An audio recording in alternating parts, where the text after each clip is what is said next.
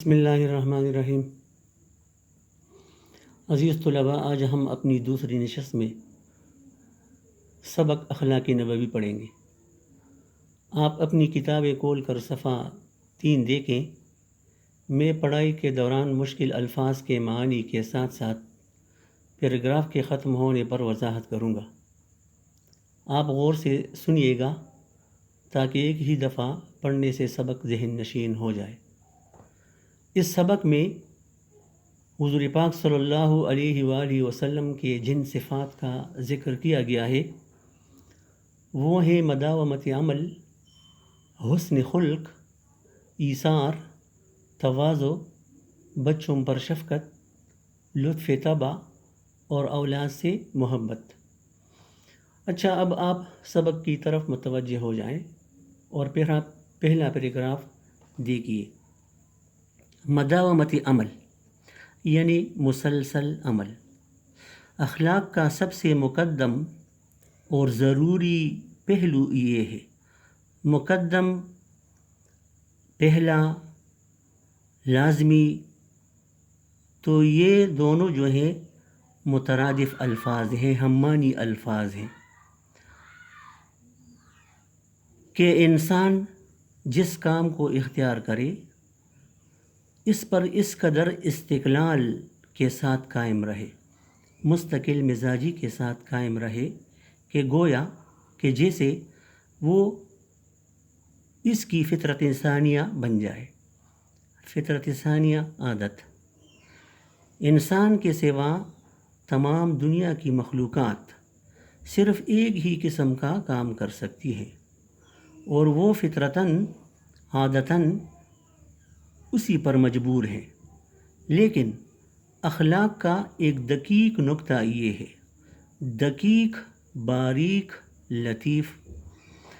دقیق واحد لفظ ہے اور اس کی جمع دقائق ہے کہ انسان اپنے لیے اخلاق حسنہ کا جو پہلو پسند کرے اس کی شدت سے پابندی کرے اور اس طرح دائمی اور غیر متبدل طریقے سے، دائمی، ابدی اور غیر متبدل، غیر تبدیل شدہ طریقے سے اس پر عمل کرے کہ گویا وہ اپنے اختیار کے باوجود اس کام کے کرنے پر مجبور ہے اور لوگ دیکھتے دیکھتے یہ یقین کر لیں کہ اس شخص سے اس کے علاوہ اور کوئی بات سرزد ہو ہی نہیں سکتی۔ ظاہر ہونا، سرزد ہونا، ظاہر ہونا، گویا اس سے یہ افعال فعل کی جمع ہے، اس طرح صادر ہوتے ہیں، اس طرح ظاہر ہوتے ہیں جیسے آفتاب سے روشنی، درخت سے پھل اور پھول سے خوشبو، کہ یہ خصوصیت کی جمع ہے، ان سے کسی حالت میں الگ نہیں ہو سکتی۔ اسی کا نام استقامت حال اور مداومت عمل ہے۔ استقامت حال، پائیداری، مضبوطی۔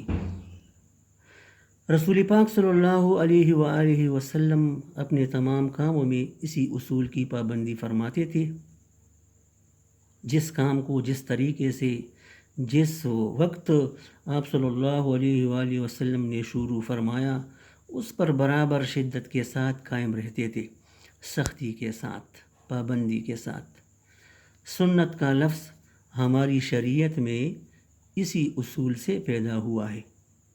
سنت وہ فعل ہے جس پر رسول پاک صلی اللہ علیہ وآلہ وسلم نے ہمیشہ مداومت فرمائی اور بغیر کسی کبھی معنی بڑی رکاوٹ کے کبھی اس کو ترک نہیں فرمایا، چھوڑا نہیں۔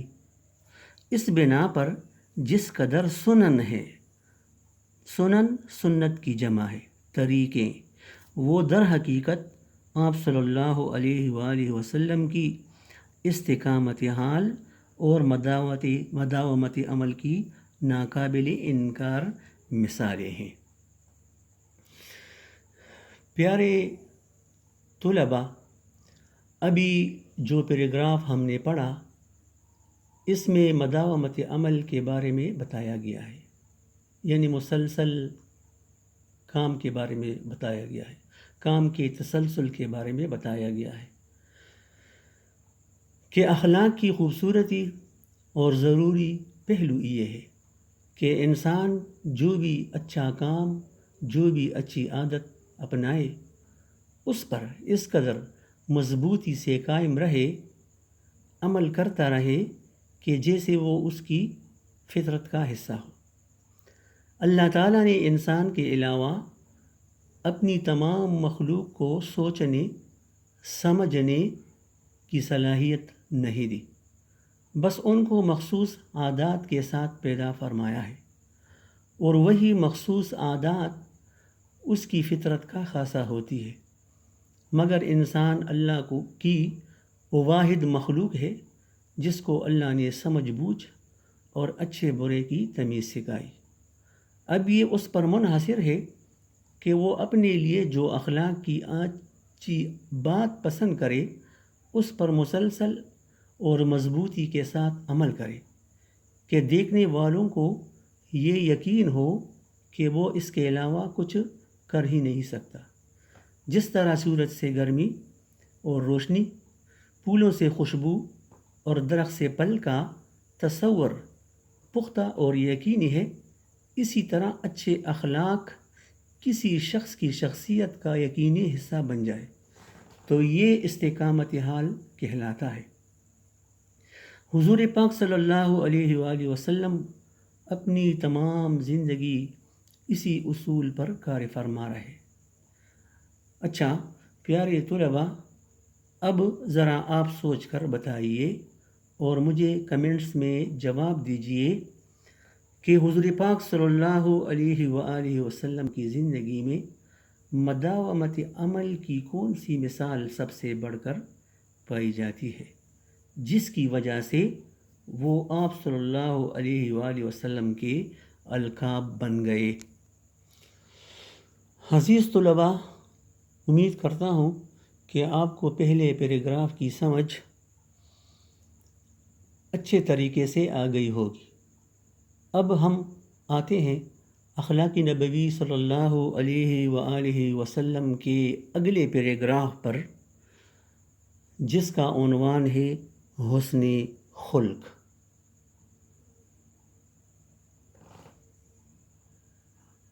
حضرت علی رضی اللہ عنہ، حضرت عائشہ رضی اللہ عنہا، حضرت انس رضی اللہ عنہ، حضرت ہند بن ابی حالہ وغیرہ جو مدتوں آپ صلی اللہ علیہ وآلہ وسلم کی خدمت میں رہے تھے، ان سب کا متفقہ بیان ہے کہ آپ صلی اللہ علیہ وآلہ وسلم نہایت نرم مزاج، خوش اخلاق اور نیک سیرت تھے، یعنی اچھے اخلاق و عادات کے مالک تھے۔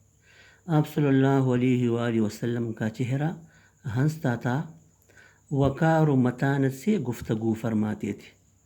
یہ بھی مترادف الفاظ ہیں۔ وقار و متانت، سنجیدگی سے، بردباری سے گفتگو فرماتے تھے اور کسی کی خاطر شکنی نہیں کرتے تھے، رنجیدہ نہیں کرتے تھے، دل نہیں توڑتے تھے، ناراض نہیں کرتے تھے۔ معمول یہ تھا کہ کسی سے ملنے کے وقت ہمیشہ پہلے خود سلام و مصافحہ فرماتے تھے۔ سلام و مصافحہ یہ بھی مترادف الفاظ ہیں، ہم معنی ہے۔ مصافحہ کے معنی ہے ہاتھ ملانا۔ کوئی شخص جھک کر آپ صلی اللہ علیہ وآلہ وسلم کے کان میں کچھ بات کہتا تو اس وقت تک اس کی طرف سے رخ نہ پھیرتے، توجہ نہ ہٹاتے جب تک وہ خود منہ نہ ہٹا لے۔ مصافحے میں بھی یہی معمول تھا، طریقہ تھا، یعنی کسی سے ہاتھ ملاتے تو جب تک وہ خود نہ چھوڑ دے اس کا ہاتھ نہ چھوڑتے۔ اکثر نوکر چاکر، لونڈی غلام، لونڈی کنیز خدمت اقدس میں پانی لے کر آتے کہ آپ صلی اللہ علیہ وآلہ وسلم اس میں ہاتھ ڈال دیں تاکہ متبرک ہو جائے، پاک ہو جائے، مقدس ہو جائے، مبارک ہو جائے۔ جاڑوں کا دن، یہ سردیوں کے دنوں میں بھی سردیوں کے دن ہوتے اور صبح کا وقت ہوتا، تاہم آپ صلی اللہ علیہ وآلہ وسلم کبھی انکار نہ فرماتے۔ مجالس صحبت میں، مجلس کی جمع ہے، لوگوں کی ناگوار باتوں کو برداشت فرماتے، ناپسندیدہ، ناگوار، اور اس کا اظہار نہ کرتے۔ کسی شخص کی کوئی بات ناپسند آتی تو اکثر اس کے سامنے اس کا تذکرہ نہ فرماتے۔ ایک دفعہ ایک صاحب عرب کے دستور کے مطابق، عرب کے رواج کے مطابق زعفران لگا کر خدمت میں حاضر ہوئے۔ ایک نہایت خوشبودار زرد رنگ کا پھول، زعفران۔ آپ صلی اللہ علیہ وسلم نے کچھ نہ فرمایا۔ جب وہ اٹھ کر چلے گئے تو لوگوں سے کہا کہ ان سے کہہ دینا کہ یہ رنگ دھو ڈالے۔ مجلس نبوی صلی اللہ علیہ وآلہ وسلم میں جگہ بہت کم ہوتی تھی۔ جو لوگ پہلے سے آ کر بیٹھ جاتے تھے ان کے بعد جگہ باقی نہیں رہتی تھی۔ ایسے موقع پر اگر کوئی آ جاتا تو اس کے لیے آپ صلی اللہ علیہ وآلہ وسلم خود اپنی ردائے مبارک بچھا دیتے تھے۔ ردائے مبارک، چادر مبارک۔ کسی کی کوئی بات بری معلوم ہوتی تو مجلس میں نام لے کر اس کا ذکر نہیں کرتے تھے، بلکہ صیغہ تمیم کے ساتھ فرماتے تھے، عام مثالوں کے ساتھ فرماتے تھے کہ لوگ ایسا کرتے ہیں، لوگ ایسا کہتے ہیں۔ بعض لوگوں کی یہ عادت ہے، یہ طریقہ ابہام مطلب صاف بات نہ کرنا، اس لیے فرماتے تھے کہ شخص مخصوص، وہ خاص بندہ جس نے مجلس میں بات کی ہے، کی ذلت نہ ہو، رسوائی نہ ہو، اور اس کے احساس غیرت میں کمی نہ آ جائے، عزت میں کمی نہ آ جائے۔ اب پیراگراف کی وضاحت غور سے سنیے۔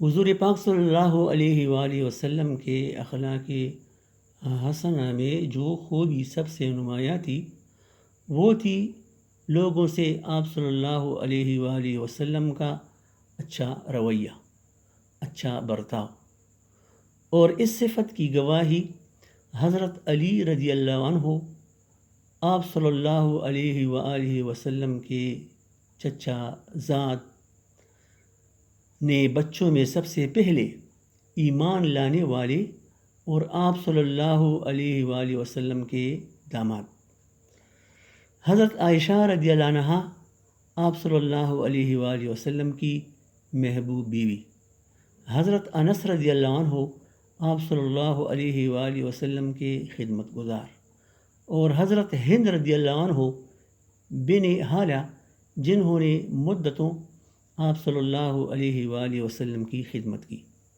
ان سب باتوں کی ایک ہی رائے تھی، ان سب کی ایک ہی رائے تھی کہ آپ صلی اللہ علیہ وآلہ وسلم نرم خو، اچھے اخلاق اور نیک و عادات و اطوار کے مالک تھے۔ آپ صلی اللہ علیہ وآلہ وسلم کی گفتگو تہذیب یافتہ ہوتی، چہرے پر مسکراہٹ رہتی اور اپنی باتوں سے کبھی کسی کی دل آزاری نہ کی۔ لوگوں سے ملاقات کرتے ہوئے آپ صلی اللہ علیہ وآلہ وسلم کا معمول تھا کہ ہمیشہ سلام اور ہاتھ ملانے میں پہل کرتے، سامنے والے کی بات توجہ سے سنتے۔ سخت سردیوں کے دنوں میں اگر کوئی آپ صلی اللہ علیہ وآلہ وسلم کے سامنے پانی لاتا کہ اس میں اپنا ہاتھ مبارک ڈالیے تاکہ پانی مبارک اور مقدس ہو جائے، تو آپ صلی اللہ علیہ وآلہ وسلم سردی کے باوجود انکار نہ فرماتے۔ اگر محفل میں کسی کی بات بری بھی لگتی تو سب کے سامنے اظہار نہ فرماتے۔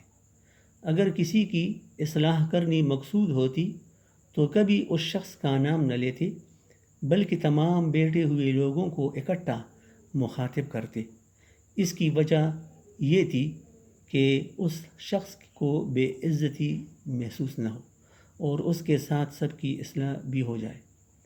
عزیز طلباء، آپ مجھے حسن خلق کے پیراگراف کو مد نظر رکھتے ہوئے بتائیں کہ حضور صلی اللہ علیہ وآلہ وسلم کو کون سا رنگ لگانا پسند نہ تھا۔